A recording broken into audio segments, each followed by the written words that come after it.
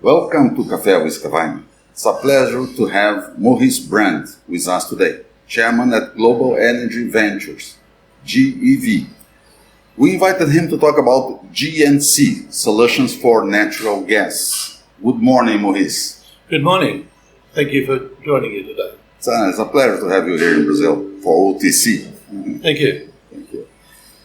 Maurice, please, could you please explain to us the difference between or among a gas pipeline solution, LNG, and GNC? CNG, actually. Yes, Oh, CNG. yes, CNG. Yes, compressed natural gas. Perfect. So that's probably the unknown, one of the options of transporting gas. Clearly, pipelines are very common around the world. And obviously, if you haven't got the ability to transport gas by pipeline over the distance that's required for various reasons, it could be geography, it could be political, it could be environmental, and you've got a large offshore discovery, the traditional way has been to liquefy the gas. To liquefy the gas, you need a very, very large plant, usually costing maybe $1 billion or $2 billion or more, to liquefy the gas, which is really like a large refrigerator. You're dropping the temperature of the gas. What's the temperature you need to? Yeah, down to minus 160 degrees Celsius. So when you've dropped it down to that level, it becomes a liquid, which makes it really convenient and economic to transport. So up until recently, there hasn't been another option to transport the gas over reasonable distances offshore. It's been pipeline or LNG. So compressed natural gas is now another option in the mix of solutions to commercialise gas. So compressed natural gas is simply compressing the gas to around 3,600 psi or 250 bar. It's actually the same pressure that is for the transport on shore in trucks and buses of CNG. So in Brazil, there's quite a number of vehicles that are travelling around with compressed natural gas. In school buses, for instance, your children are sitting on that sort of pressure.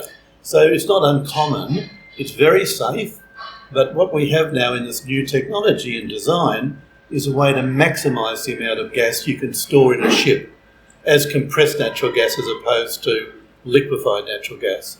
So it works really, really economically over shorter distances. In the case of Brazil, that we have a very long distance between the production units and the coast, is it feasible for Brazil? Oh, absolutely, and that's why we're here. We see 3 or 4 really good opportunities to complement the pipeline system that you have. We know that through the ocean conditions, it's virtually impossible to do floating LNG, which is one of the options that must be considered when an operator is looking at the best production of oil and gas for their particular reservoir. So yes, this is an ideal scenario. The distance is great. The economics will be very, very favourable as an option. We can do this for an interim period before pipelines are built, for example, or if the operator is unsure of the level of its resources or for how long those resources may be viable. So those factors can be put into the mix now to come up with a serious consideration of compressed natural gas. In the case of presalt fields, so that we have problems with the gas, we cannot move the gas from the platform from that place. So this is a good solution. No, absolutely. As you know, the way normally will be to re-inject the gas. But with the reservoir management, in some cases, it may be better for them to have an option to dispose or evacuate some of that gas, particularly in the early years when they're looking to settle down the reservoir, looking at its performance, trying to work out how long the oil production will be available. So it's really a management tool to assist in the management of that, but in a way that generates extra revenue for the operator. Extra revenue means extra income for the government, and also means that we can displace some of the higher cost imported LNG, which must be beneficial for your country, which is going through a growth spurt, but there's more growth can obviously follow if you've got more reliable gas at a sensible price. Maurice, in terms of technology and risks, in terms of technology, the regulators just approved this solution, and in terms of risks, what the risk comparison with pipelines and LNG? Yes, certainly. Look, American Bureau of Shipping has just approved unconditionally the design that we had to do rigorous testing over the last 12 months of last year. They had to evaluate the prototype and the tests, and finally, in January of this year, they gave us the approval to start construction. So we have all the drawings completed. We're actually ready to give orders to start building these ships. So we have a shipyard that's able to build them. We have the finance backing to support this. So, as I said, it is a very, very good option. In terms of the risks, they are really quite minimal, because effectively we're taking a standard Handymax size ship, and we in the middle, in the cargo section, if you like, we're actually storing 132 kilometres of pipe. So no difference to what you store in ground, basically. And so, but it's stored in the ship, 132 kilometres of pipe. And it's uniquely, with a patent that we've applied for, to force the pipes together in such a way that they hold in any conditions, so they don't move. And so as the ship is moving through the water or hits something, the pipe doesn't get that momentum, it just stays fixed. So it's a very clever way of stacking a lot of pipe, really a lot of gas, and quite cheap compared with other options that might be available for the companies. In terms of costs, comparing pipelines, this solution and LNG, how can you compare per cubic meter, for instance? Well, I think if we look at it on a import basis at the moment, as you know, importing LNG here is subject to international pricing of LNG. But at the moment, there's a lot of cargoes that are surplus or spot cargoes being traded. And I think the last time I was told it was something like $6.50 or $7 per million BTU, right, to bring in LNG. And this is probably at a low point in the cycle. If you're putting, and that is simply bringing the LNG to a terminal, then you've got the cost of unloading that into a terminal. And that can typically cost 50 cents to $1 more.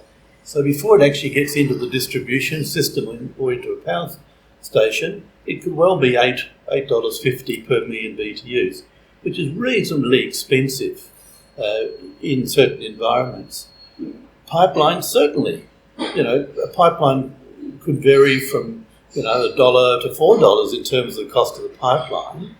But we have a situation where we think that our cost to actually move the gas is going to be probably sub $2. Then, of course, you've got the cost of the gas to add to that. But a reasonable international price of gas at the wellhead is probably $2 to $3. So I think we can deliver CNG effectively on shore at certainly under, maybe 20 to 25% under LNG prices, which I think is a good sort of yardstick for people to assess whether this makes sense or not. Perfect. In terms of Brazil, do you expect that you can come to Brazil? What are the next steps you see in Brazil, and which other markets you see in the world for this solution? Yeah, certainly. Well, we have two really key markets that we're excited about. Brazil is probably number one, because there is a market and there's a lot of gas.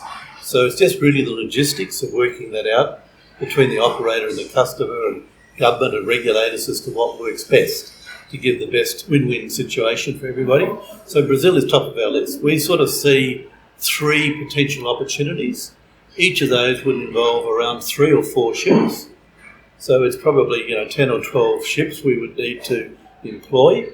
They would be based here and just servicing here, obviously with all the local support that goes into that, which helps employment. So we're excited about that. The other opportunity where we think there is a large potential for us is really in the Gulf Coast of the US, where at the moment we're evaluating a number of offshore platforms which are going to be abandoned or unused, where we might be able to add our compression facilities and use that existing structure to make the export price out of the Gulf about 40 to 50% less than the LNG onboarded costs, and then work within Central America and the Caribbean areas to help them in terms of their economies and having gas available to grow their economies. Is a potential solution for the future? Absolutely, yes, and we're pretty excited about it, and so much so that following this week I've had here, we have decided to set up an office here and to start to work quite aggressively over the next 12 months to work through this, and we're very excited. Excellent. We appreciate this nice conversation with Maurice Brand today. Thank you very much for your time here with us. And thank you very much for the opportunity. It's a to pleasure. introduce CNG. Thank you.